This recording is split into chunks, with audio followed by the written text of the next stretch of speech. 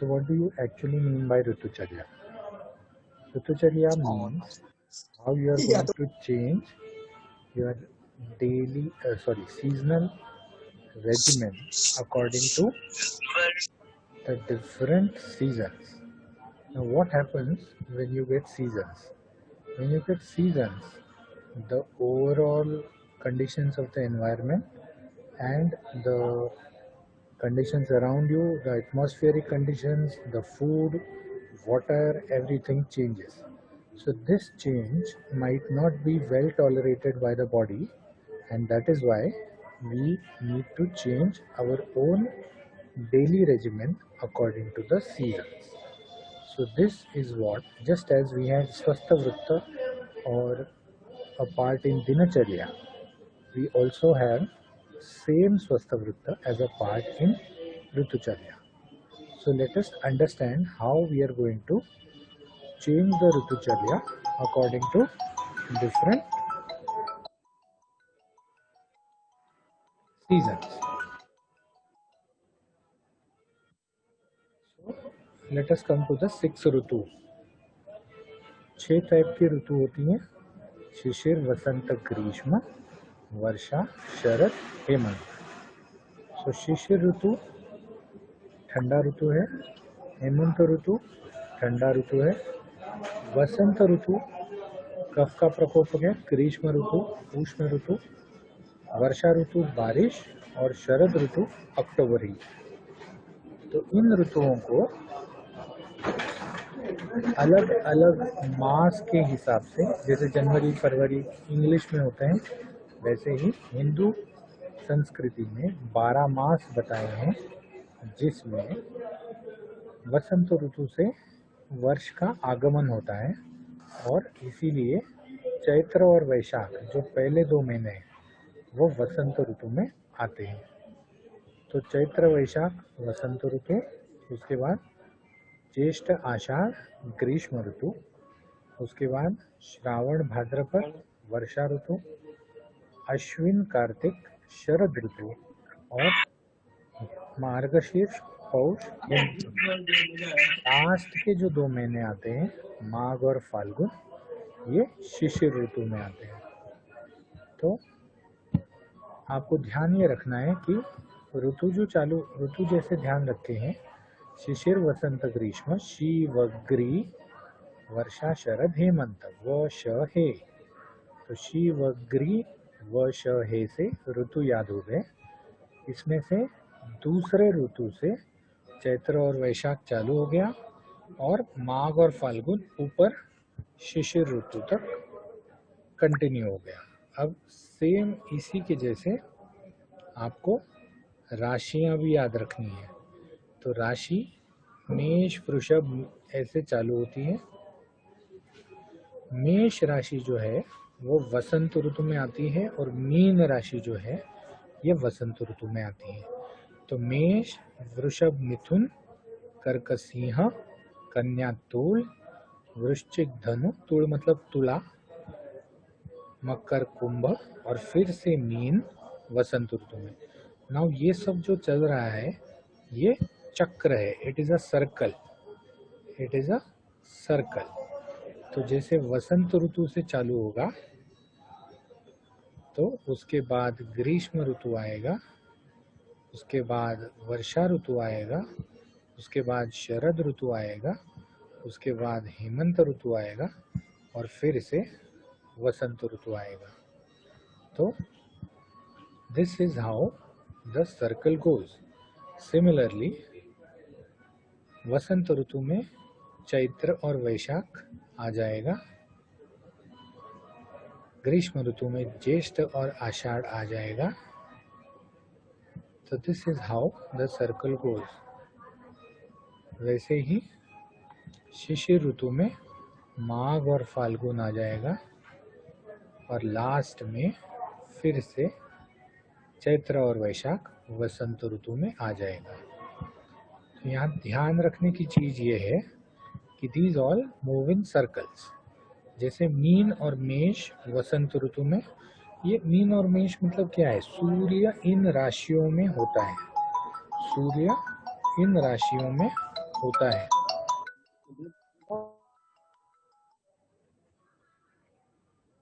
ठीक है, तो how many people are there?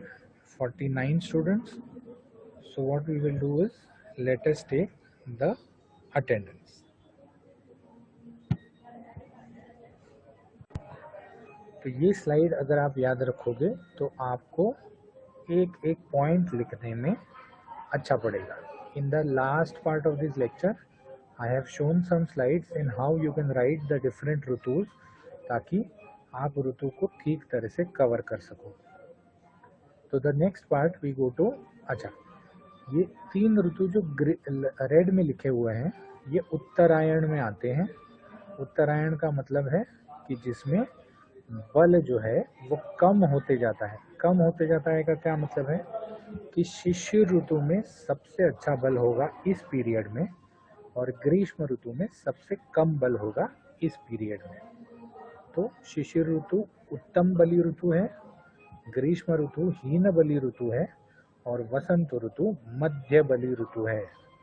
Similarly जो दक्षिणायन का पीरियड आता है, जिसमें सूर्य दक्षिण की तरफ जाता है, तो उसमें वर्षा सबसे हीन बल वाला, शरद मध्य बल वाला, और हेमंत सबसे उत्तम बल वाला है. क्योंकि हेमंत और शिशिर ये दोनों जो ऋतु हैं, ये ठंडी की ऋतु है, और ठंडी में हमको बल हमेशा ज़्यादा होता है. तो इन तीनों ऋतु में धीरे धीरे बल वर्धन होता जाता है. वर्षा से शरद में ज़्यादा, शरद से हेमंत में ज़्यादा, और इसीलिए इसको विसर्ग काल कहते हैं. आदान मतलब लेना. जब प्रकृति हमसे बल लेती है तो उसको आदान काल कहते हैं, और प्रकृति जब हमको बल देती है तो उसको विसर्ग मतलब छोड़ देना. तो प्रकृति जब बल छोड़ती है तब उसको विसर्ग काल कहते हैं, और प्रकृति जब बल लेती है तो उसको आदान काल कहते हैं. ध्यान रखिए, इस क्रम में अगर आप ध्यान रखेंगे ऋतुओं को, तो ये भी आपको इजीली पता चल जाएगा, इजीली याद रहेगा. अब आदान काल. आदान काल मतलब क्या है? Sun starts its journey towards the earth. मतलब क्या होता है? हमने ज्योग्राफी में पढ़ा था कि अर्थ जो है वो सन से काफ़ी दूर है. तो इसका ये मतलब है कि सन हर साल थोड़ा थोड़ा पास आ रहा है, या सन चलता जाता है फिर वापस चला जाता है? नहीं. पृथ्वी की जो एक्सिस है, पृथ्वी की जो एक्सिस है, अगर आपने यहाँ देखा इस स्लाइड में, तो उत्तरायण, उत्तरायण मतलब उत्तर की तरफ सूर्य चला जाता है. तो पृथ्वी की जो एक्सिस है वो टिल्टेड टुवर्ड्स द नॉर्थ है, स्लैंटिंग एक्सिस है. तो जब पृथ्वी उस एक्सिस में स्लैंट हो जाती है, तब सूर्य जो है वो उस एक्सिस के पास चला जाता है, और उस एक्सिस के पास जाने से उसकी किरणें ज़्यादा फोर्सफुली पृथ्वी पर गिरना चालू हो जाती है. तो sun starts its journey towards the earth. Hot, dry and fiery climate बढ़ते जाता है, जैसे शिशिर से वसंत में और वसंत से ग्रीष्म में climate becomes more and more dry and more hot, more and more fiery. तो इससे शरीर में क्या होता है? शरीर में, because climate becomes hot, there is excess of dehydration in the body, and the dryness in the body increases. Dryness increase हो जाने की वजह से फटीग, और what is your body? Your body is 70% of water. तो जैसे ही body dry होने लगेगा, फटीग आने लगेगा, और आपका जो स्वास्थ्य है वो कम होते जाएगा.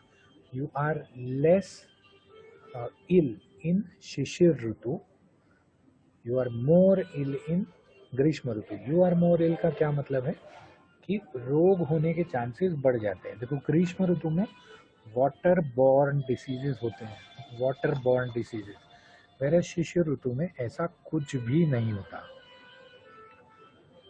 रस प्रीडोमिनेंस क्या होता है?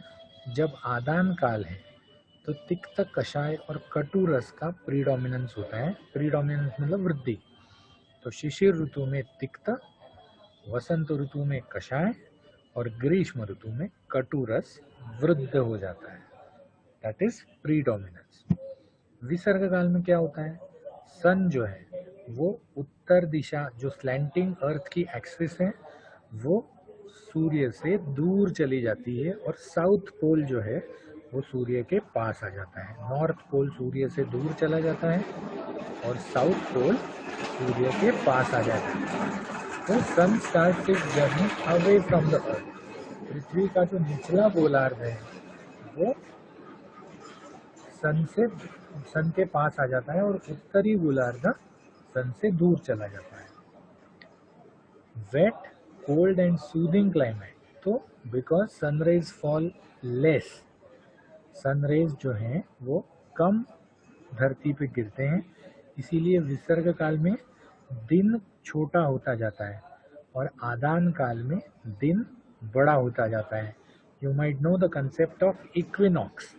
What is equinox? Equinox is the day on which the daytime and night time is equal. There are two equinoxes. One is somewhere in June, 24th June, and one is somewhere 6 months after. तो ये जो equinox है, equinox के बाद, एक equinox के बाद आदान काल चालू होता है, एक इक्विनॉक्स के बाद विसर्ग काल चालू हो जाता है। What happens in the body? ठंडी बढ़ जाती है, ठंडी बढ़ जाने से शरीर से पसीना कम निकलता है और रिहाइड्रेशन होना चालू हो जाता है शरीर में। The dryness reduces, you have good comfort and good health. रस प्रीडोमिनेंस में वर्षा ऋतु में आम्ल रस ज़्यादा होता है, इसीलिए वर्षा ऋतु में दही लगा दिया तो खट्टा हो जाता है जल्दी।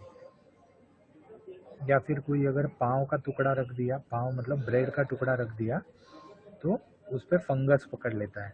तो वर्षा ऋतु ये अम्लत्व लाने का ऋतु है। शरद ऋतु में लवण रस बढ़ा हुआ होता है और हेमंत ऋतु में मधुर रस बढ़ा हुआ होता है। तो ध्यान रखिए, वर्षा ऋतु आम्ल, शरद ऋतु लवण, हेमंत ऋतु मधुर रस प्रधान ऋतु होते हैं। अब सबसे पहले हम हेमंत और शिशिर की चर्या देखते हैं। हेमंत और शिशिर जो है एक आदान काल में आता है, एक विसर्ग काल में आता है। तो हेमंत और शिशिर ऋतु, इनकी चर्या सेम क्यों बताई है? क्योंकि दोनों भी उत्तम बल वाले ये हैं, ऋतुएं हैं, और दोनों ऋतुओं में क्या होता है कि बल अच्छा होता है, प्लस दोनों ठंडे ऋतु हैं। लेकिन ठंडे के साथ साथ ये रुक्ष ऋतु भी हैं। तो what changes happen in the atmosphere? Coldness आ जाता है और ड्राइनेस आ जाता है। जब शरीर कोल्ड होना चालू हो जाता है तो body raises metabolism, because we all are warm blooded people. तो जैसे शरीर ठंडा होता जाता है वैसे मेटाबॉलिज्म को बॉडी बढ़ा देता है। क्यों? क्योंकि हमको बॉडी को ज़्यादा वार्म रखना है। तो बॉडी रेजेस मेटाबॉलिज्म और इसीलिए इंक्रीजेस हंगर, मतलब उस टाइम पे भूख ज़्यादा बढ़ने लगती है। मस्कुलर टाइटनेस आ जाता है क्योंकि कॉन्ट्रैक्शन हो जाता है कोल्डनेस की वजह से। सर्कुलेशन बढ़ जाता है और रातें बढ़ना, लंबी रातें होना चालू हो जाता है।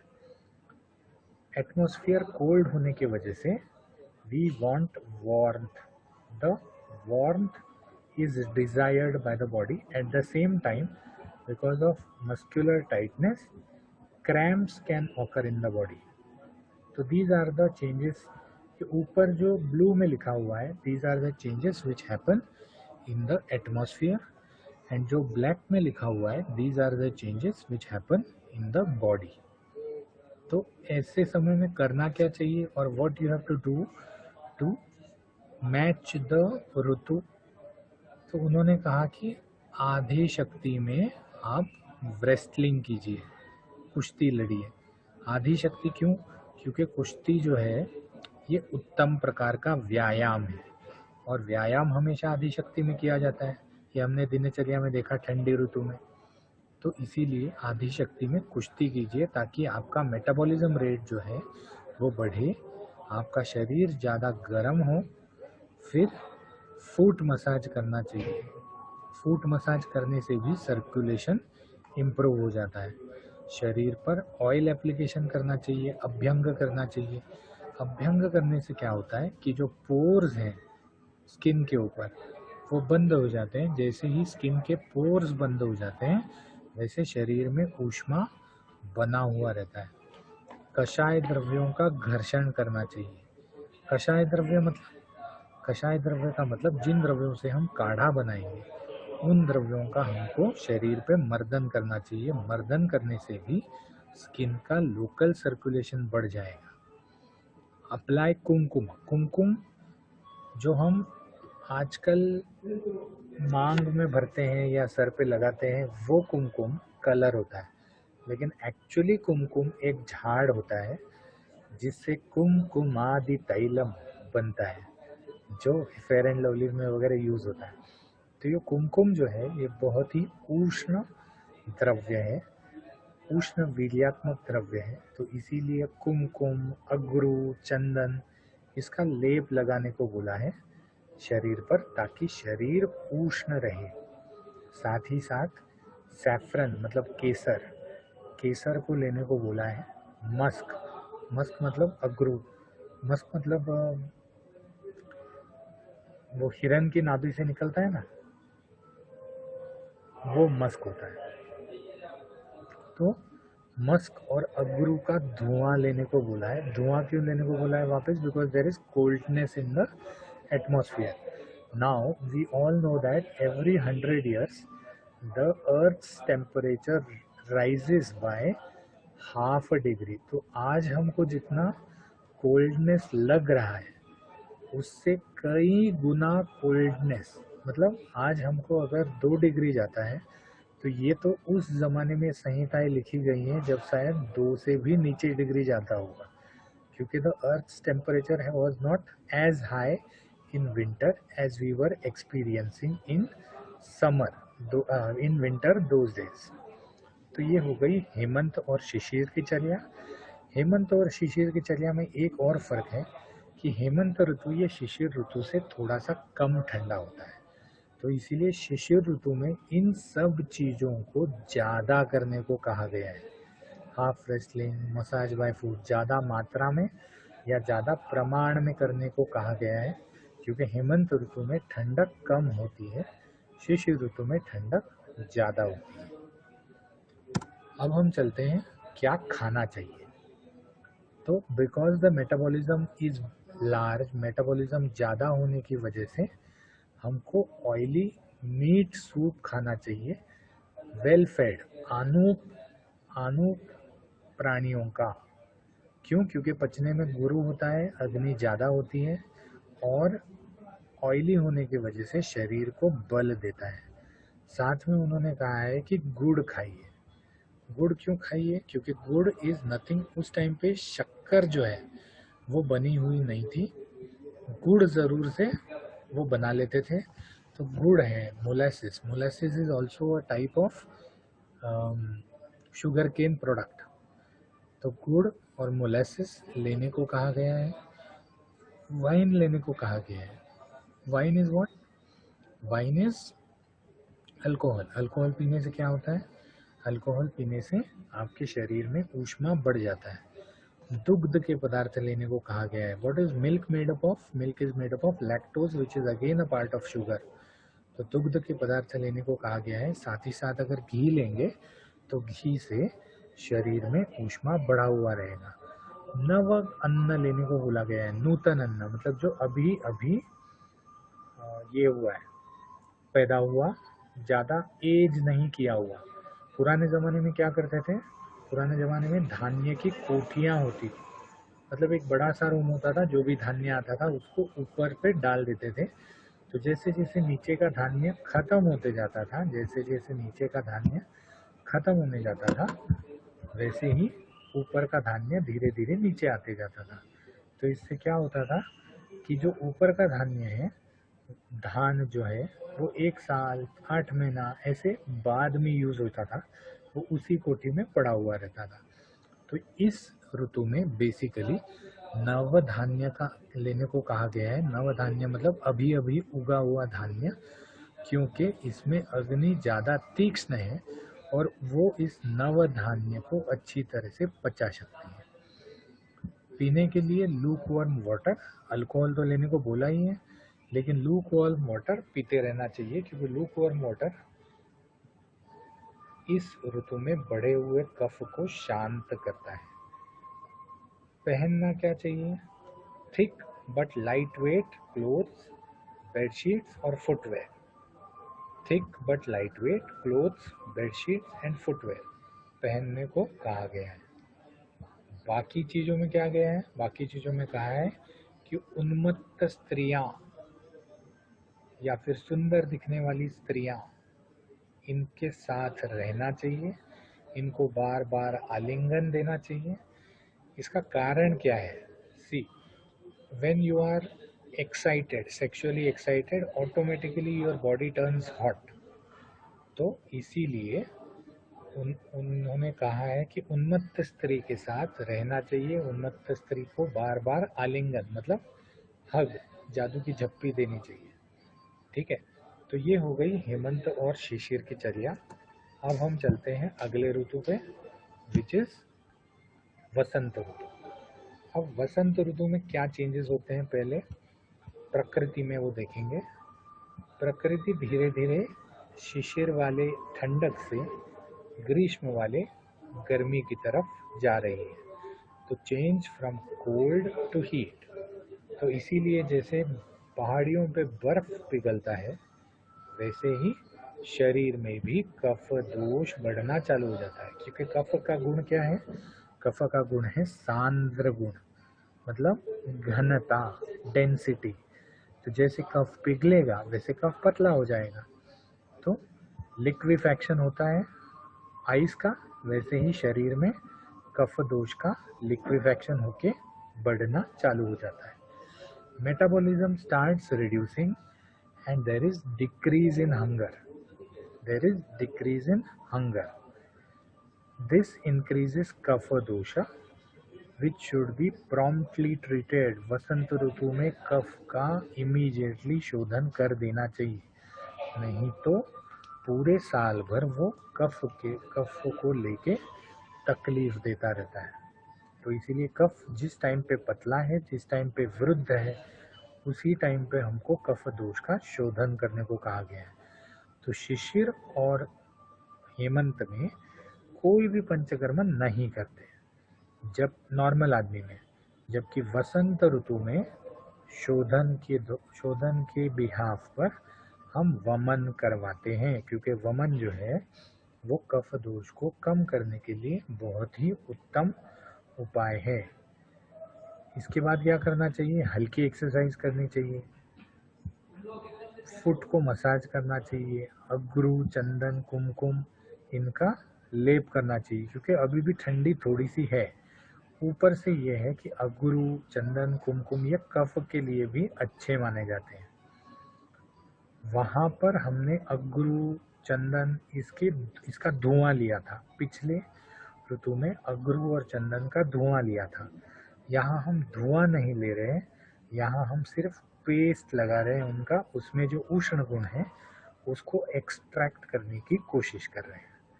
फिर उन्होंने कहा है कि स्पेंड मिड डेज, दिन का जो मध्य काल है जिसमें सूर्य अपनी चरण सीमा पे होता है, चरम सीमा, चरण नहीं, चरम सीमा पे होता है, तो उस काल में उद्यानों में रहना है, गार्डन्स में रहना है। क्यों? क्योंकि गार्डन में बहुत सारे झाड़ होते हैं तो छाया होती है। विथ फाउंटेन्स, उसमें बहुत सारे फाउंटेन्स होने चाहिए। क्यों? क्योंकि जब फाउंटेन्स हैं तो वाटर इवेपोरेशन ज़्यादा हो जाता है।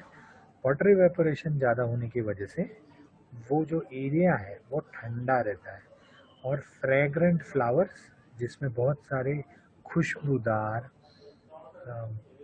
फूल हो, क्योंकि अगर खुशबूदार फूल में रहेंगे तो मन भी प्रसन्न रहेगा। वसंत चर्या में खाना क्या चाहिए? अब यहाँ अग्नि धीरे धीरे कम हो रही है, तो शिशिर और हेमंत में सिर्फ नवधान्य खाने को कहा गया है, बाकी सभी ऋतुओं में पुराण धान्य खाने को कहा गया है।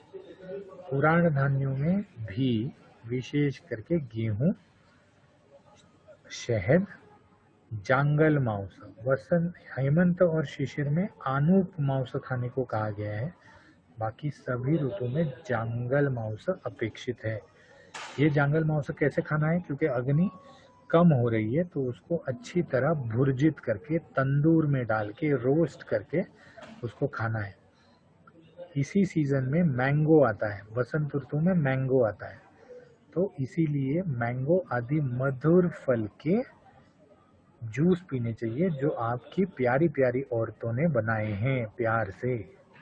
आसव, अरिष्ठ, सिधु, मर्द्विका, मधुआ ऐसे वाइन पीनी चाहिए। अब ये वाइन जो है ये पुराने वाइन से लघु होती है, ठीक है, पुराने वाइन से लघु होती है। वहाँ आप हेमंत और शिशिर में, ऑफ कोर्स गुजरात में अल्कोहल नहीं मिलता, लेकिन हेमंत और शिशिर में आप फ्रेश वाइन्स पी सकते हैं। लेकिन जितनी भी पुरानी वाइन्स हैं वो पुरानी मतलब एज्ड, तो पुरानी वाइन्स है जो लघु हो जाती हैं वो आपको वसंत ऋतु में पीनी है। साथ में सिद्ध जल पीना है। क्या नहीं करना चाहिए, गुरु नहीं खाना चाहिए, ज़्यादा तेल वाला नहीं खाना चाहिए, क्योंकि तेल तो कफ को बढ़ा देगा, तो इसीलिए ज़्यादा तेल वाला नहीं खाना चाहिए।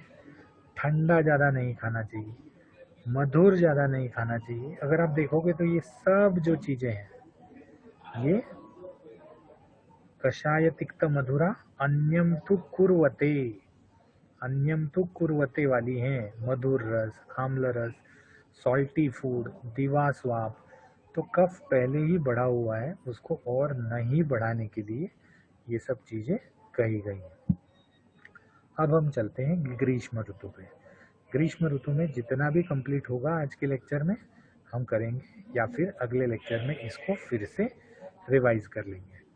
ग्रीष्म ऋतु में क्या हो जाता है, ग्रीष्म ऋतु में sun is the closest to the earth, sun is somewhere near the equator, the earth is a standing line, earth की axis is a standing line which falls parallel to the line of the sun, तो इसीलिए direct सन से बहुत सारी गर्मी आएगी और dryness बढ़ जाएगा। ड्राइनेस आने की वजह से क्या हो जाएगा, कफ दोष का शमन हो जाएगा और वात दोष जो है वो धीरे धीरे बढ़ना चालू हो जाएगा। What we do is we stop here and we continue the same in the next lecture, which is done on Friday. Thank you so much for attending the lecture. I know there is a lot of disturbance around me, but thank you so much for attending the lecture and have a nice day.